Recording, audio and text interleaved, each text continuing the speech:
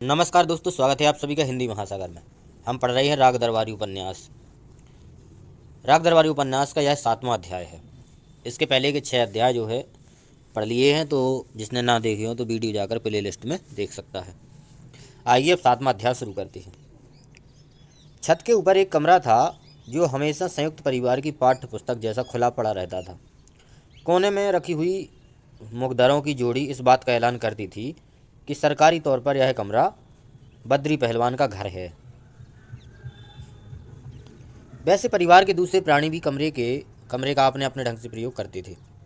घर की महिलाएं कांच और मिट्टी के बर्तनों में ढेरों अचार भरकर छत पर धूप में रखती थीं और शाम होते होते कमरे में जमा कर देती थी। यही हाल छत पर सूखने वाले कपड़ों का भी था।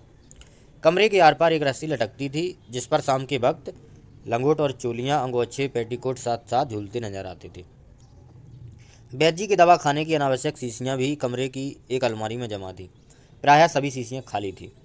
उन पर चिपके हुए सचित्र विज्ञापन इस्तेमाल के पहले शीर्षक पर एक अर्धमानव की तस्वीर से और इस्तेमाल के बाद शीर्षक के अंतर्गत एक आदमी की तस्वीर से जिसकी मूछें ऐंठी हुई हैं, लंगोट कसा हुआ है और परिणामतः स्वास्थ्य बहुत अच्छा है, पता चलता था कि ये वही शीशियां हैं जो हजारों इंसानों को शोर के मानिंद बना देती हैं। यह दूसरी बात है कि वे अपने गुसलखाने और शयन कक्ष में ही कमर लपलपाते हुए शेर की तरह घुमा करते थे। बाहर बकरी के बकरी बने रहते हैं। एक साहित्य है जो गुप्त कहलाता है, जो भारत में अंग्रेजी राज जैसी पुस्तकों से भी ज़्यादा खतरनाक है, क्योंकि उसका छापना 1947 के पहले तो जुर्म था ही, आज भी जुर्म है। जो बहुत सी दफ्तरी बातों की तरह गुप्त होकर भी गुप्त नहीं रहता, जो आहार, निद्रा, भय आदि में फंसे हुए आदमियों की ज़िंदगी में एक बड़े सुखद लिटरेरी सप्लीमेंट का काम करता है, और जो विशिष्ट साहित्य और जन साहित्य की बनावटी श्रेणियों को लांघकर व्यापक रूप से सबके हृदयों में प्रतिष्ठित है। वैसे उसमें कोई खास बात नहीं होती, सिर्फ यही बताया जाता है कि किसी आदमी ने किसी आदमी या किसी औरत के साथ किसी तरह से क्या बर्ताव किया। यानी उसमें सुमित्रानंदन पंत की दार्शनिक भाषा में कहा जाए तो मानव मानव के चिरंतन संबंधों का वर्णन होता है। इस कमरे का प्रयोग ऐसे साहित्य के अध्ययन के लिए भी होता था, और वह अध्ययन जाहिर है परिवार में अकेले विद्यार्थी होने के नाते रुप्पन बाबू ही करते थे। मतलब जो वैद्य जी का परिवार है उसमें अब पढ़ने वाले केवल विद्यार्थी जीवन जो है रुप्पन बाबू का ही चल रहा था। रुप्पन बाबू कमरे का प्रयोग और कामों के लिए भी करते थे। जिस सुख के लिए दूसरे लोगों की रोटी के टुकड़े, पेड़ की छाँव, कविता, शराब की सुराही, प्रेमिका आदि उमर खयामी पदार्थों की ज़रूरत होती है, वह सुख रुप्पन बाबू इस कमरे में अपने आप ही खींच लेते थे।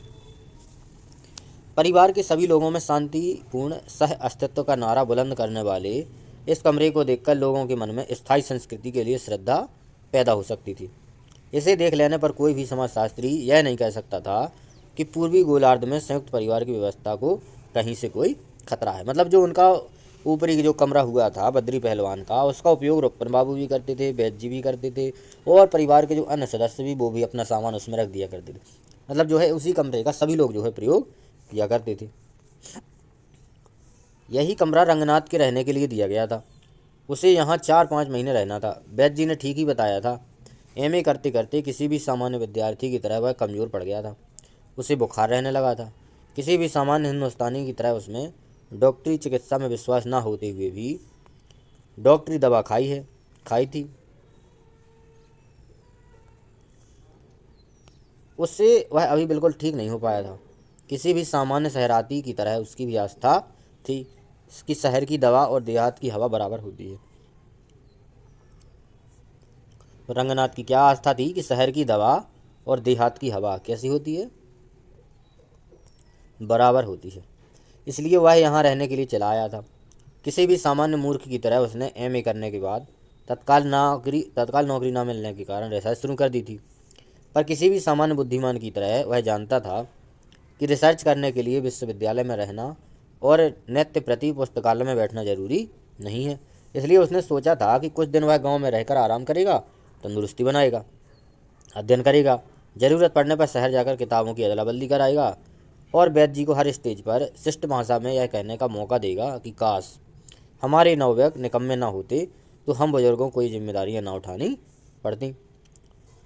मतलब जो रंगनाथ जी हैं उनके भांजे वैद्य जी के, तो उनको वही कमरा दिया गया था रहने के लिए, वो जो गांव में रहने के लिए आए थे, जिसका उपयोग जो है परिवार के सभी सदस्य किया करते थे। ऊपर का कमरा काफ़ी बड़ा था और उसके एक हिस्से पर रंगनाथ ने आते ही अपना व्यक्तिवाद फैला दिया था। उसकी सफाई करा के एक चारपाई स्थायी रूप से डाल दी गई थी। उस पर एक स्थायी बिस्तर पड़ गया था। पास की अलमारी में उसकी किताबें लग गई थीं और उसमें जेबी जासूस गुप्त साहित्य के प्रवेश का निषेध कर दिया गया था। वही एक छोटी सी मेज़ और कुर्सी भी कॉलेज से मंगाकर लगा दी गई थी। चारपाई के पास एक दीवार में एक खिड़की थी जो खुलने पर बागों और खेतों का दृश्य पेश करती थी। यह दृश्य रंगनाथ की ज़िंदगी को कवित्वमय बनाने के काम आता था। वहाँ उसे सचमुच ही कभी कभी लगता था कि उसके सामने ना जाने कितने वर्ड्सवर्थ, कितने रॉबर्ट्स फ्रॉस्ट, कितने गुरु भक्त सिंह का एक ऑर्केस्ट्रा बजा रहे हैं और उनके पीछे अनगिनत आंचलिक कथाकार मुँह से तुरही लगाए सांस फुलाए खड़े हुए हैं। रुक्मन बाबू कहीं से कुछ ईंट रोड़ा उठा लाए थे और उसे जोड़ गांठ कर उन्होंने एक रेडियो तैयार कर दिया था। कमरे के ऊपर बांसों और आसपास के पेड़ों के सहारे उन्होंने लंबे लंबे तार जोड़ दिए थे, जिससे लगता था कि वहाँ एशिया का सबसे बड़ा ट्रांसमिशन सेंटर है। पर अंदर का रेडियो एक हेडफोन के सहारे ही सुना जा सकता था, जिसे कान पर चिपकाकर रंगनाथ कभी कभी स्थानीय खबरें और वैष्णव संतों के शोकपूर्ण भजन सुन लेता था और इत्मीनान कर लेता था कि ऑल इंडिया रेडियो अब भी वैसा ही है जैसा कि पिछले दिनों में था। और हजार गालियाँ खाकर भी वह बेहया अपने पुराने ढर्रे से टस से मस नहीं हुआ। मतलब जो रुक्मन बाबू को उन्होंने एक रेडियो को जुगाड़ जो है जो उनके रंगनाथ के कमरे में कर दिया था, जिसमें वो कभी कभी स्थानीय खबरें और वैष्णव संतों के भजन सुन लिया करता था। रंगनाथ का कार्यक्रम वैद्य जी की सलाह से बना हुआ था। सुबह सवेरे उठना, उठकर सोचना कि कल क्या खाया कल का खाया हजम हो चुका है। बाह में मुहूर्त ब्रह्म मुहूर्त में उत्तिष्ठ जीर्णा जीर्णम रूपयेत। तांबे के लोटे में रखा हुआ ठंडा पानी पीना, दूर तक टहलने निकल जाना। नित्य कर्म है, क्योंकि संसार में वही एक कर्म नित्य है, बाकी अनित्य है। टहलते हुए लौटना पर चक्रमण्यम हितम, मुँह हाथ धोना, लकड़ी चबाना, उसी के क्रम में लगे हाथ दांत साफ करना। निम्बश्य तिक्तके श्रेष्ठा कसाये बब्बुलस्ता, गुनगुने पानी से गुल्ला करना। मतलब सुबह से उठ करके जो है तांबे के लोटे में रखा हुआ पानी पीना चाहिए, वो बहुत ही लाभदायक होता है। गुनगुने पानी से कुल्ला करना, व्यायाम करना, दूध पीना, अध्ययन करना, दोपहर का भोजन करना, विश्राम, अध्ययन, सायंकाल टहलने जाना, लौटकर फिर साधारण व्यायाम करना, बादाम मनक्के का द्रव का प्रयोग, अध्ययन, भोजन, अध्ययन, शयन, सभी पूरी प्रक्रिया सुबह से लेकर शाम तक, जितने सुबह से उठने से लेकर सोने तक पूरी प्रक्रिया वैद्य जी ने जो है तय उनकी कर रखी थी कि क्या करना है रंगनाथ को। रंगनाथ ने इस पूरे कार्यक्रम को ईमानदारी से अपना लिया था। इसमें सिर्फ इतना संशोधन हुआ था कि अध्ययन की जगह वैद्य जी की बैठक में गंजहों की सोबत ने ले ली थी, क्योंकि इससे रंगनाथ के वीर की प्रतिरक्षा का कोई खतरा नहीं था और कुल मिलाकर उसके पूरे दैनिक कार्यक्रम पर कोई असर नहीं पड़ता था। इसलिए वैद्य जी को इस संशोधन से कोई एतराज़ न था, बल्कि एक तरह से वे इसे पसंद करते थे कि एक पढ़ा लिखा आदमी उनके पास बैठा रहता है और हर बाहरी आदमी के सामने परिचय कराने के लिए हर समय तैयार रहता है। कुछ दिनों में ही रंगनाथ को शिवपालगंज के बारे में ऐसा लगने लगा कि महाभारत की तरह जो कहीं नहीं है वह यहाँ है और जो यहाँ नहीं है और कहीं नहीं है। उसे जान पड़ा कि हम भारतवासी एक हैं और हर जगह हमारी बुद्धि एक सी है। उसने देखा कि जिसकी प्रशंसा में सभी मशहूर अखबार पहले पृष्ठ से ही मोटे मोटे अक्षरों में चिल्लाना शुरू करते हैं, जिसके सहारे बड़े बड़े निगम आयोग प्रशासन उठते हैं, गिरते हैं, घिसटते हैं, वही दांव पेच पैतरेबाजी की अखिल भारतीय प्रतिभा यहाँ कच्चे माल के रूप में अफराज से फैली पड़ी है। ऐसा सोचते ही भारत की सांस्कृतिक एकता में उनकी आस्था और भी मजबूत हो गई। पर कमजोरी सिर्फ एक बात की लेकर थी। उसने देखा था कि शहरों में वाद विवाद का एक नया रूप पुरानी और नई पीढ़ी को लेकर उजागर हो रहा है। उसके पीछे पुरानी पीढ़ी का यह विश्वास था कि हम बुद्धिमान हैं और हमारे बुद्धिमान हो चुकने के बाद दुनिया से बुद्धि नाम का तत्व खत्म हो गया है और नई पीढ़ी के लिए उसका एक कतरा भी नहीं बचा है। वहीं पर नई पीढ़ी की यह आस्था थी कि पुरानी पीढ़ी जड़ थी, थोड़े से खुश हो जाती थी और अपने समाज के प्रति ईमानदार ना थी, जबकि हम चेतन हैं, किसी भी हालात में खुश नहीं होते हैं और अपने प्रति ईमानदार हैं और समाज के प्रति कुछ नहीं, क्योंकि समाज कुछ नहीं है। मतलब जो पुरानी पीढ़ी के लोग थे वो अपने आप को श्रेष्ठ बताते और जो नई पीढ़ी के लोग थे वे अपने आप को श्रेष्ठ बताते हैं। यह वाद विवाद खास तौर से साहित्य और कला के क्षेत्र में ही चल रहा था, क्योंकि औरों के मुकाबले वाद विवाद के लिए साहित्य और कला के क्षेत्र में ही ज़्यादा से ज़्यादा फैलावदार और कम से कम हानिकारक हैं। पिछली पीढ़ी के मन में अगली पीढ़ी को मूर्ख और अगली पीढ़ी के मन में पिछली पीढ़ी को जोकर समझने का चलन वहाँ इतना बढ़ गया था कि अगर क्षेत्र साहित्य या कला का ना होता तो अब तक गृह युद्ध हो चुका होता। मतलब पिछली पीढ़ी और अगली पीढ़ी में इतना ज़्यादा विरोध बातों को विचारों को लेकर हो रहा था कि यदि ये विवाद साहित्य और कला का ना होता, नॉर्मल होता, तो अब तक जो है गृह युद्ध हो चुका होता। रंगनाथ कुछ दिन तक समझता रहा कि शिवपालगंज में अभी तक ऐसे पीढ़ी संघर्ष का उदय नहीं हुआ है, पर एक दिन उसका भ्रम दूर हो गया। उसने देख लिया कि यहाँ भी उस तरह का संघर्ष है। वह समझ गया कि यहाँ की राजनीति इस पहलू से भी कमज़ोर नहीं है। बात एक 14 साल के लड़के को लेकर चली थी।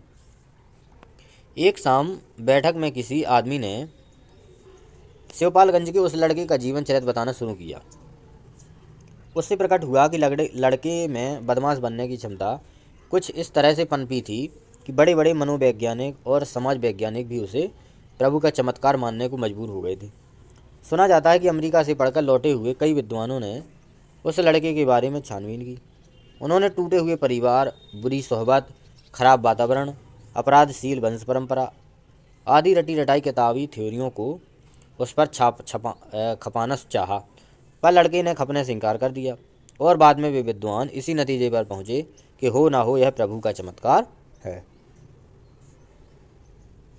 वास्तव में इससे इन विद्वानों की अयोग्यता नहीं, अपने देश की योग्यता ही प्रमाणित होती है, जो आजकल अर्थशास्त्र, समाजशास्त्र, राजनीति विज्ञान, मनोविज्ञान आदि के क्षेत्र में ऐसी ऐसी व्यवहारिक समस्याएं चुटकियों में पैदा कर सकता है कि अमेरिका में कीमती कागजों पर छपी हुई किताबों के बेशकीमत सिद्धांत पूछ साबित होने लगते हैं। उनका हल निकालने के लिए बड़े बड़े भारतीय विद्वानों को घबराकर फिर अमेरिका की ओर भागना पड़ता है। इस लड़के की केस हिस्ट्री ने भी कुछ ऐसा तहलका मचाया था कि वह बहुत बड़े विद्वान ने अपनी अगली अमेरिका यात्रा में उसका समाधान ढूंढने की प्रतिज्ञा कर डाली थी। लड़का शिवपालगंज के इतिहास में अचानक ही 2-3 साल के लिए उदित हुआ। लड़का और फिर पुलिस का झापड़ में वकीलों के व्याख्यान और मजिस्ट्रेट की सज़ा को निस्संग भाव से हजम करता हुआ बाल अपराधियों के जेल के इतिहास का एक अंग बन गया।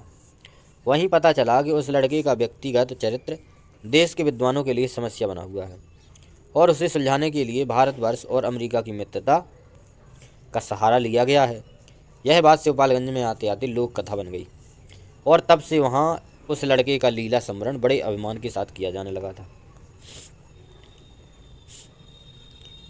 रंगनाथ को बताया गया कि वह लड़का 10 साल की उम्र में ही इतना तेज दौड़ने लगा था कि 15 साल के लड़के भी उसे पकड़ नहीं पाते थे। 11 साल की उम्र में वह रेल बिना टिकट चलने और टिकट लेकर धत्ता को देने में उस्ताद हो गया था। 1 साल तक बाद वह मुसाफिरों को देखते देखते उसका सामान कुछ इस तरह से गायब करने लगा जैसे लोकल अनीस्थीसिया देकर होशियार सर्जन ऑपरेशन कर डालते हैं और मेज पर लेटे हुए आदमी को पता नहीं चलता कि शरीर का एक हिस्सा कहाँ चला गया। इस तरह की चोरी में उसकी ख्याति सबसे ज़्यादा इस आधार पर हुई कि वह कभी पकड़ा नहीं गया। बाद में 14 वर्ष की अवस्था में जब वह पकड़ा गया तो पता चला कि वह ऊपर का शीशा तोड़कर दरवाजे की भीतरी सिटकनी खोलने की कला में दक्ष हो चुका है। बंगलों में चोरियां करता है और चोरियां भी रोशनदान से नहीं बल्कि उपर्युक्त तरकीब से दरवाज़ा खोलकर भले आदमियों की तरह कायदे के रास्ते मकान में घुसकर करता है।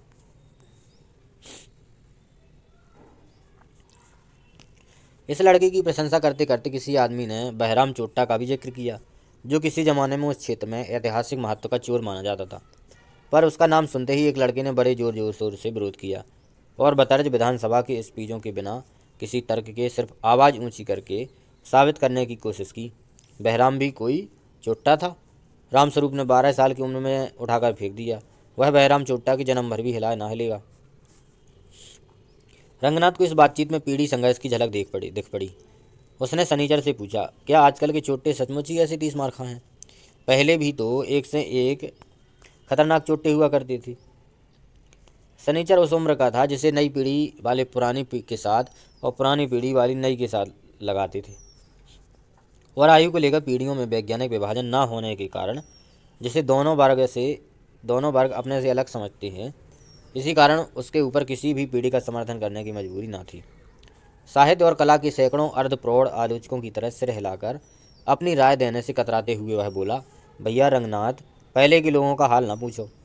यहीं ठाकुर दूरबीन सिंह थे, मैंने उनके दिन भी देखे हैं, पर आजकल के लौंडों के हाल ना पूछो। आज से लगभग 30 साल पहले आज की पीढ़ी पैदा नहीं हुई थी, और हुई भी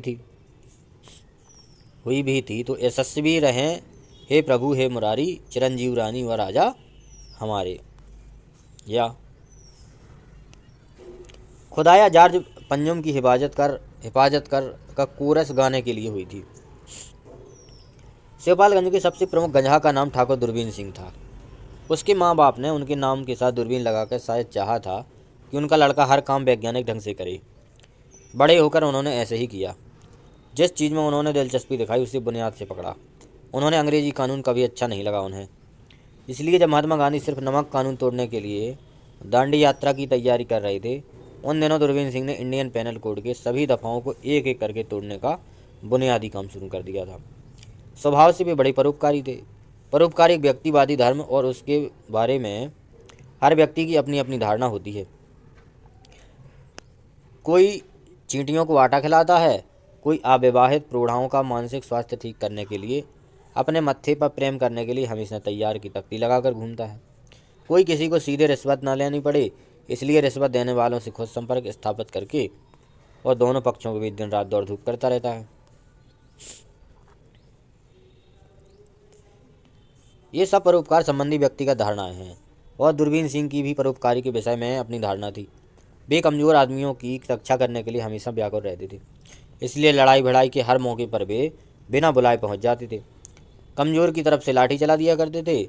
उन शांतिपूर्ण दिनों में ये सब बातें बंधी दर से चलती थी, और सारे इलाके में मशहूर था कि शहर में जैसे बाबू जयराम प्रसाद वकील मारपीट के मुकदमे में खड़े होने के लिए 50 रुपया हर पेशी पर लेते हैं, उसी तरह दूरबीन सिंह भी मुकदमे के पहले वाली मारपीट के लिए 50 रुपया लेते हैं। मतलब दूरबीन सिंह की तुलना जो है एक वकील से कर दी गई है कि यदि कोई मारपीट का केस हुआ तो वकील साहब 50 रुपये एक पेशी के लिया करते थे। उसी प्रकार से दूरबीन सिंह पहली मुकदमे की जो मारपीट है उसके लिए 50 रुपया लेते थे। बड़ी लड़ाइयों में आदमी का जमा करने पड़ते यह रकम प्रति व्यक्ति के हिसाब से बढ़ती जाती थी, पर उसकी भी दरें निश्चित थीं और उसमें कोई धोखेबाजी नहीं थी। उनके आदमियों को गोश्त और शराब भी देनी पड़ती थी, पर वे स्वयं इन मौक़ों पर गोश्त नहीं खाते थे और शराब नहीं पीते थे। इसमें उनका पेट हल्का और दिमाग साफ रहता था, जो कि युद्ध के समय बड़ी ही वांछनीय स्थिति है। वांछनीय मतलब ज़रूरी है, क्योंकि गोश्त और शराब पी देख कर भी नहीं कहने वाला आदमी सदाचारी कहलाता, इसलिए वे सदाचारी कहलाते थे। दूरबीन सिंह की एक विशेषता यह भी थी कि वे सेंध नहीं लगाते थे।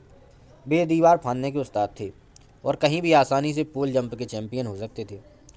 शुरू में रुपए की कमी होने पर भी कभी कभी दीवार फांदने का काम करते थे। बाद में वे ऐसा काम सिर्फ कभी कभी अपने नए चेलों को व्यवहारिक प्रशिक्षण देने की नीयत से ही करने लगे थे। यह वह जमाना था जब चोर चोर थे और डाकू डाकू। चोर घर में सिर्फ चोरी करने के लिए घुसते थे, और एक 5 साल का बच्चा भी पैर फटफटा दे तो वे जिस सेंध से अंदर आए थे उसी विनम्रतापूर्वक बाहर निकल जाते थे। डाकुओं की दिलचस्पी मारपीट में ज़्यादा थी, माल लूटने में कम। इस परिप्रेक्ष्य में दूरबीन सिंह ने अपने इलाके में चोरी करते समय घर में जग जाने वालों को पीटने का चलन चलाया, और यह तरीका उनके समसामयिक चोरों को में बड़ा ही लोकप्रिय हो गया। इस तरह दूरबीन सिंह ने चोरों और डकैतों के बीच के फासले को कम करने का एक बुनियादी काम किया और पद्धतियों में क्रांतिकारी परिवर्तन किए।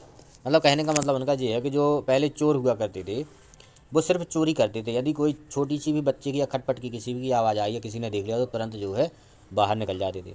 लेकिन जो डाकू हुआ करते थे वो चोरी करने तो आती थी, लेकिन चोरी करने से ज़्यादा मारपीट में उनका ज़्यादा विश्वास रहता था। यदि कोई दिख गया तो चोरी बाद में करेंगे, पहले मारपीट करेंगे।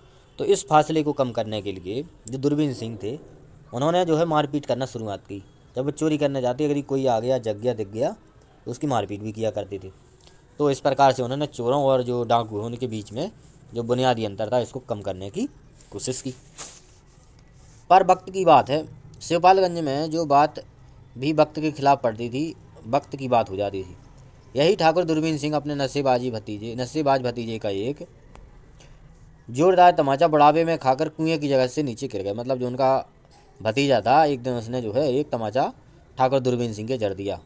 उनकी रीढ़ की हड्डी टूट गई। कुछ दिनों तक कोने में रखी हुई अपनी लाठी को देख देख कर दूरबीन सिंह अपने भतीजे के मुंह में उसे ठूंस देने का संकल्प करते रहे। अंत में लाठी और भतीजे के मुंह को यथावत छोड़कर वे शिवपालगंज की मिट्टी को वीर विहीन बनाते हुए वीरगति को प्राप्त हुए, यानी तय हो गए। मतलब जब दूरबीन सिंह जो है उनके भतीजे ने उनको एक थप्पड़ जड़ दिया, तब एक बैग जगह बैठे बैठे जो है रीढ़ की हड्डी टूट गई थी। तो सोचते रहे कि जब मैं ठीक हो जाऊंगा तो जो है अपने भतीजे की लट्ठी जो है उसी के मुंह में ठूस दूंगा। लेकिन वो समय आ ही नहीं पाया और वो जो है पहले ही भगवान को प्यारे हो गए। शनिचर ने दूरबीन सिंह के विषय में अपना संस्मरण सुनाया। भैया रंगनाथ, अंधेरी रात थी और मैं भोलूपुर के तिवारियों के बाग के बीच से आ रहा था। तब हमारा भी बचपना था और हम बाग बकरी को एक निगाह से देखते थे। देह में जोश ऐसा कि हवा में डंडा मारते और पत्ता भी खड़ा हो जाए तो छिटक कर माँ को गाली देते थे। तो अंधेरी रात थी, हम हाथ में डंडा लिए सटासट चले आ रहे थे। तभी एक पेड़ के नीचे से किसी ने कहा, खबरदार। हमने समझा कोई जिन्न आ गया। उनके सामने तो लाठी डंडा सभी बेकार है। मैंने लाल लंगोट वाले का ध्यान किया, पर भैया लाल लंगोट वाला तो कभी काम देगा जब भूत प्रीत जिनसे मुचैटा हो। यहाँ पेड़ के पीछे एक काला कलूटा गठी देह का जवान निकलकर मेरे सामने आया और बोला, जो कुछ हो चुपचाप रख दो, धोती कुर्ता भी उतार दो। मैंने डंडा ताना तो देखा चारों तरफ 5-6 आदमी घेरा डाले हुए हैं, सब बड़ी बड़ी लाठियाँ और भाले लिए हुए हैं। हमने भी कहा कि चलो सनीचर, तुम्हारी भी जुड़ बाकी आज से फिस। मेरा डंडा मेरा तना का तना रह गया, चलाने की हिम्मत ना पड़ी। एक बोला, तान के क्यों रह गए, चलाता क्यों नहीं, असल बाप की औलाद है तो चला दे डंडा। बड़ा गुस्सा लगा मुझे, पर भैया जब मैं गुस्से में बोला तो रोना आ गया। मैंने कहा, जान ले लो, जान न लो, माल ले लो। दूसरे ने कहा, साले को अधेला भर की जान, उसके लिए सियार जैसे फेंफे कर रहा है, इतना माल छोड़े दे रहा है, अच्छी बात है, धर दे सब माल। बस भैया एक झोला, उसमें सत्तू था, एक बढ़िया मुरादाबादी लोटा था, मामा के घर से मिला था, फर्स्ट क्लास सूत की डोरी। लोटा क्या था, बिल्कुल बाल्टी था, कुएं से 2 सेर पानी खींचता था। पूड़ियाँ थीं असली घी की। तब यह बनस्पति साला कहाँ चला था। सब उन्होंने गिन गिन कर धरा लिया। फिर धोती उतरवाई, टेंट में 1 रुपया था, उसे भी छीन लिया। कुर्ता व लंगोटा पहने हुए जब मैं खड़ा हो गया तो एक ने कहा, अब मुँह में ताला लगाए चुपचाप अपने घर चले जाओ, चूँ भर किया तो इसी बाग में खोद कर गाड़ दूंगा। मैं चलने को हुआ, एक ने पूछा, कहाँ रहता है। मैंने कहा, गंजहा हूँ। फिर ना पूछो भैया, सब लुटेरे खड़े मुँह ताकने लगे। किसी ने मुझसे शिवपालगंज के मुखिया का नाम पूछा, दूसरे ने लम्बरदार का, तीसरे ने दूरबीन सिंह को जानते हो। मैंने कहा, दूरबीन सिंह की तरफ से लाठी भी चलाने जा चुका हूँ, पर जब रंगपुर में जमावड़ा हुआ था, सुलह ना होती तो हजारों लोग वहीं खेत हो जाते। दूरबीन सिंह गांव के रिश्ते का काका कहता हूँ। बस राम राम सीताराम, जैसे काले आदमियों में कोई गोरा फौजी पहुँच गया हो। भगदड़ मच गई, कोई मेरी धोती वापस ला रहा, कोई कुर्ता, एक ने जूता दिया, एक ने मेरे हाथ में झोला पकड़ाया, एक मेरे सामने हाथ जोड़ कर खड़ा हो गया, बोला, तुम्हारी 2 पूड़ियाँ खाली हैं, उनके दाम ले लो, पर दूरबीन सिंह से न बताना कि हमने तुम्हें घेरा था। चाहे कुछ पैसा ले लो तो कहो पेट फाड़ कर पूरी निकाल दूँ, हमें क्या पता कि भैया तुम गंजा हो। मतलब जो शनिचर है वो अपनी स्टोरी बता रहा है कि एक बार उसे डाकुओं ने जो है घेर लिया था। तब उसने जब दूरबीन सिंह के बारे में बताया कि मैं उनके गांव का हूँ और रिश्ते में वो मेरे काका लगती हैं, तब उन जो चोरों ने मुझसे लिया था वो जो है सब क्या कर दिया था, वापस कर दिया था। फिर तो सब हम गांव के पास एक ताल पहुंचाने आए, बहुत रियाते रहे। मैंने भी समझाकर उनके आंसू पहुंच दिए, कहा कि जब तुम घर के आदमी निकले तो फिर पूड़ी खाने का क्या अफसोस, लो 1-2 और खाओ। वह आदमी भागा, कहा, दादा हमने भल पाया, हमें क्या पता था कि तुम गंजाओ, बस दादा दूरबीन सिंह से न कहना। हमने कहा, घर चलो, पानी पत्ता करके आना, भूखे हो तो भोजन भाव कर लेना। पर उन्होंने कहा, दादा अब हमें जाने दो, तुम भी जाकर सो, कल सवेरे आए तक यह सब भूल जाना, किसी से नहीं कहना।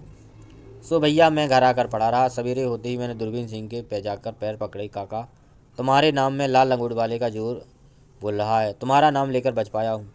दूरबीन सिंह ने पाँव खींच लिए, बोले, जा शनिचर, कोई फिक्र नहीं, जब तक मैं हूँ अंधेरे उजेले में जहाँ मन हो वहाँ घूमा कर, किसी का डर नहीं, सांप बिच्छू तू खुद ही निपटा ले, बाकी के हमारे लिए छोड़ दे। यहाँ शनिचर सांस लेकर चुप हो गया। रंगनाथ समझ गया कि घटिया कहानी लेखकों की तरह मुख्य बात पर आते आते वह हवा बांध रहा है। उसने पूछा, फिर तो जब तक दूरबीन सिंह थे गंजा के लोग ठाट कटते रहे होंगे। तब रुपन बाबू बोले। उन्होंने रंगनाथ की जानकारी में पहली बार एक साहित्यिक बात कही। सांस भर कहा कि पुरुष बली नहीं होत है, कि समय होत बलवान, और कि भिल्लन लूटी गोपिका और वही अर्जुन भाई बान। तो ये किसने कहा? रुपन बाबू ने। तो ये जो है पुरुष बलवान नहीं होता है, क्या बलवान होता है? समय बलवान होता है। क्योंकि जब समय खराब आता है तो अर्जुन से भी भीलों ने जो है गोपिकाओं को और लूट लिया था। एक समय पर जिस अर्जुन ने पूरी महाभारत जीती थी, उसी अर्जुन से सामान्य भीलों ने जो है गोपियाँ छुड़ा ली थी। तो व्यक्ति बलवान नहीं होता है, उसका क्या बलवान होता है? समय बलवान होता है। रंगनाथ ने पूछा, क्या हो गया रुपन बाबू? क्या सिपालगंज से तुम्हारी कोई गोपिकाएं लूट ली गया?